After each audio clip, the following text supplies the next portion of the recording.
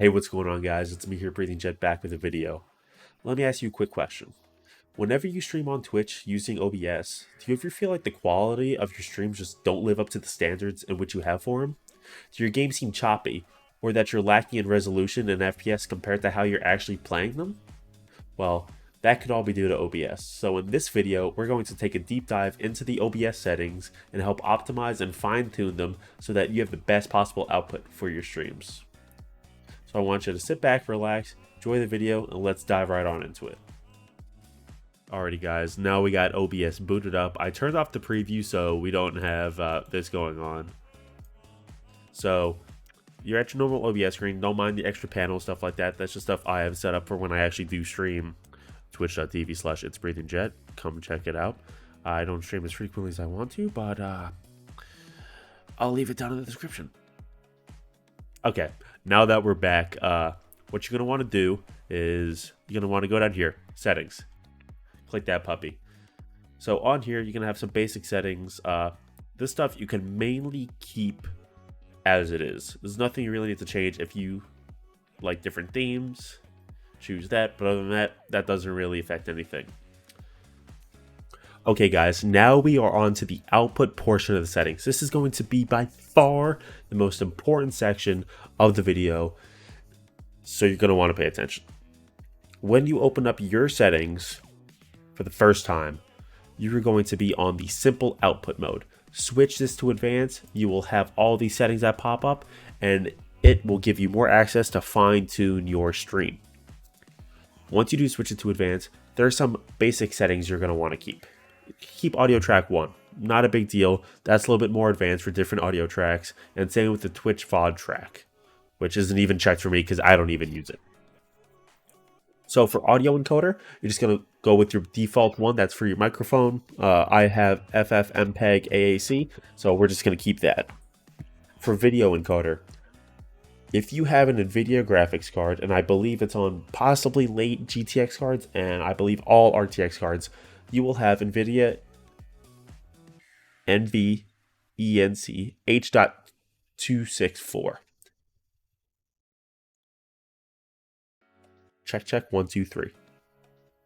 Okay, and then for video encoder, if you have an NVIDIA graphics card, I believe it is on late GTX cards and all RTX cards, you will have these two options. You have X264, that will encode your videos through your CPU, which puts a lot of stress on your CPU, or you will have the NVIDIA NVENC H.264. That encodes your videos through your graphics card. If you have an NVIDIA graphics card, this will be your option. If you have an AMD, you will have a different option, but you want to make sure you select that option, not X264, because that will put a lot less stress on your CPU, and I can bet you that your graphics card will encode the videos way better than your CPU will. So make sure you click that setting.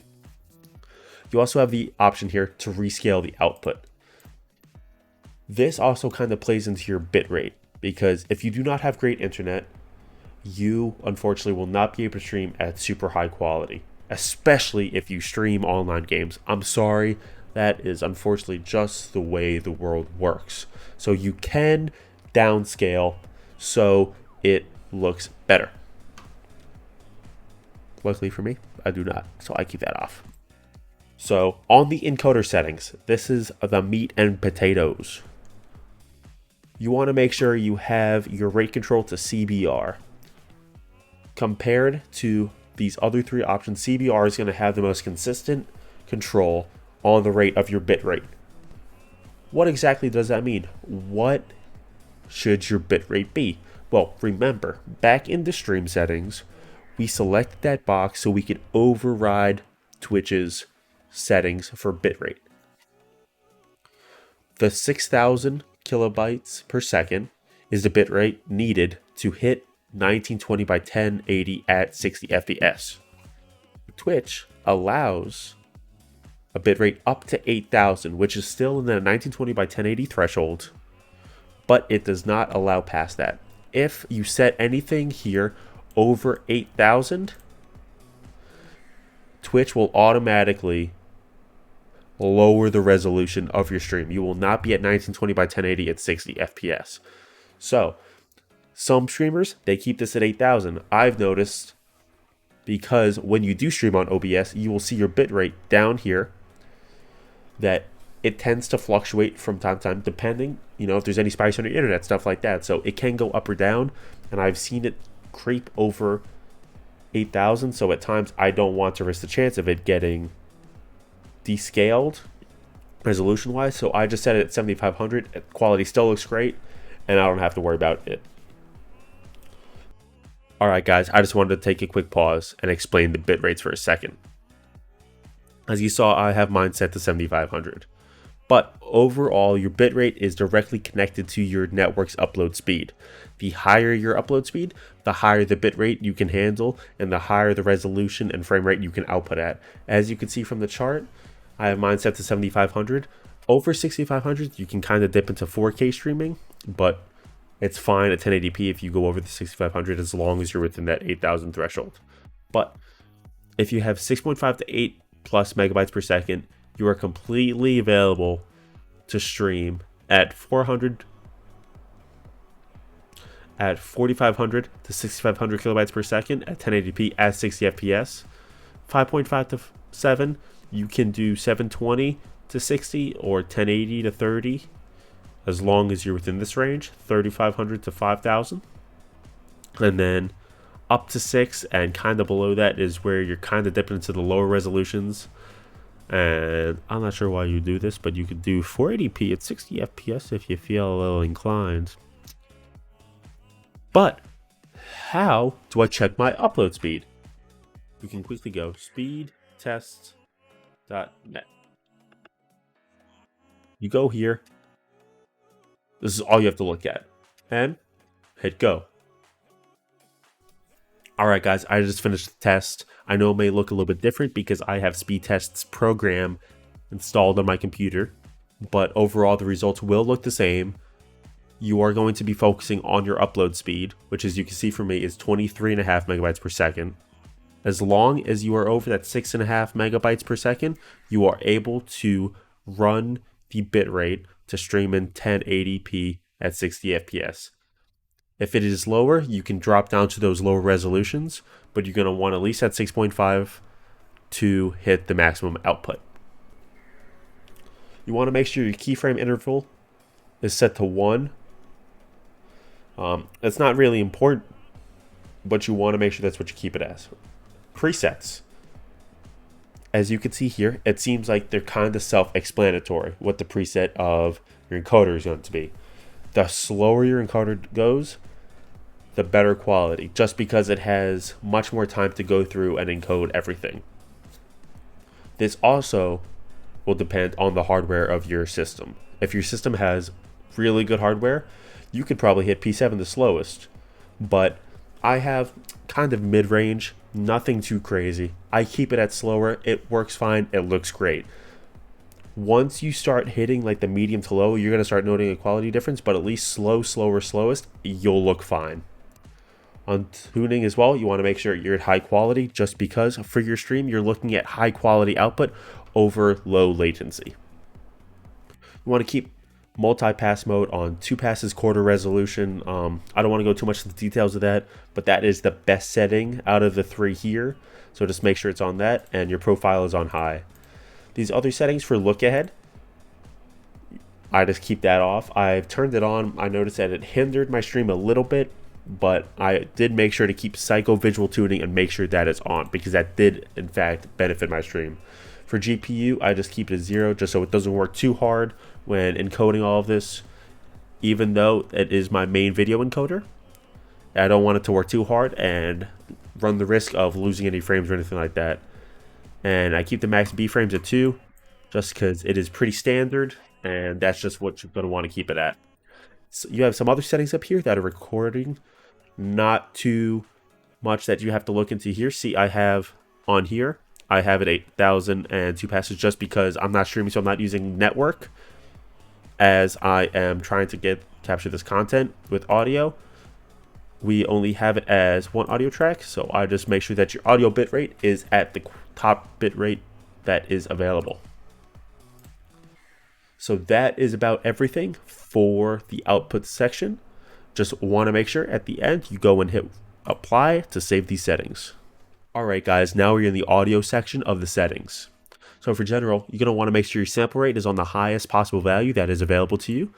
Channels, I keep it on stereo just because it is compatible with most headphones, speakers, things like that. You're going to start dipping into these others when you have surround sound availability with its users or the audio you're trying to capture. So things like ASMR, things like that, I keep it on stereo, keeps it nice and simple. Don't have to get too complicated. Global audio devices, these are going to start changing as you set up different audios in your streams, stuff like that. Like you can see the list of my audios that you can switch around. Meters, I keep this. I haven't changed any of these. Monitoring devices, I don't worry about any of that. You can have hotkeys for face cam. The different sources I have currently are what pop up. You can push to talk, push to mute, and any delays with them. Not too important. Alright guys, now we're in the video section of the settings. You don't see a lot of settings here, but they can play a role into how your stream looks. So the base canvas resolution, basic resolution of your game. You're going to see it on your output. You're going to see everything like that. 1920 by 1080. That's standard. If you have 4K, that option will be available, and you will be able to set that for both base and the output. This is going to be what you see, the base canvas resolution. That is what will show up here and how it looks. And then the output is how it is outputted to the streaming service, and in this case, Twitch. If you wish to output your resolution at a lower scale, you can, if your internet cannot handle it.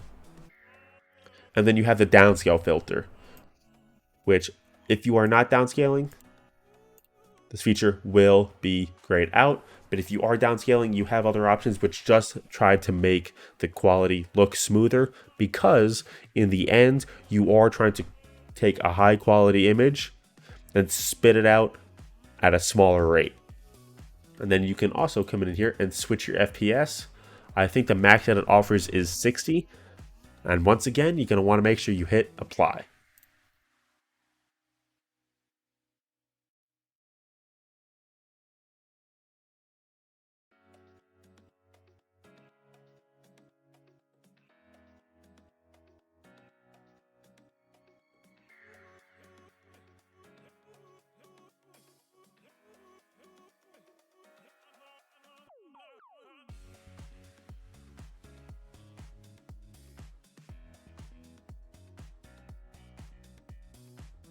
So I don't recommend it, but it is an option. For video, you want to keep your renderer at the highest possible option. For the color format, you want to keep it on NV12 at 8-bit, 2 planes. You're not going to see that much of a difference. Color space, mine was just set at REC 709. You don't really go full that. Color range, you keep it on limited. You're not going to see the full. If you set it to full, you're not really going to notice a difference. For the SDR white levels and HDR nominal peak levels, these were set by default. I did not change these. You don't really have to worry about them, because when it comes to different nits and different brightness levels on other people's outputs, it will change. So I just keep this as a standard range because it's what most monitors and devices and screens will go for. Recording, there's nothing too important here, just file name formatting, stuff like that. Stream delay, you can enable a stream delay, which is definitely useful if you are playing games that are a competitive scene, such as like Fortnite, Warzone, things of that nature, to prevent stream sniping. So you can put a delay. I put 5. I don't play a ton of those games, and if I do, my audience isn't big enough to be able to stream snipe me. But then this is important as well. Automatically reconnect. So if there is a spike in your connection, things go out for a millisecond, your stream will continue and it will automatically try to reconnect. But say your internet does go out altogether, it'll try for 25 seconds at a 1 second retry delay, and after that it'll shut it down. But this is a failsafe protection, so just in case you do have that spike, the stream automatically doesn't just snap and boom, go to offline. Everything here, you can kind of just keep as it is. IPv4 and IPv6, that's the default. You don't really have to switch anything here unless you want to bind it to a specific IP. These settings you don't fully have to worry about. Sources, you want to make sure enable browser sources. If you do have sources that are using a browser in your streams, they can use hardware acceleration, which is always a good thing. And then hotkey, never disable hotkeys, not that important.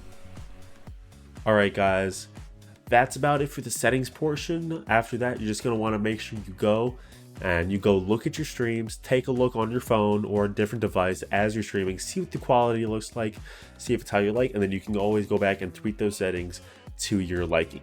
But that is going to be it for today's video. I hope you guys enjoyed. I hope I made your streams look better and provide a better experience for your viewer.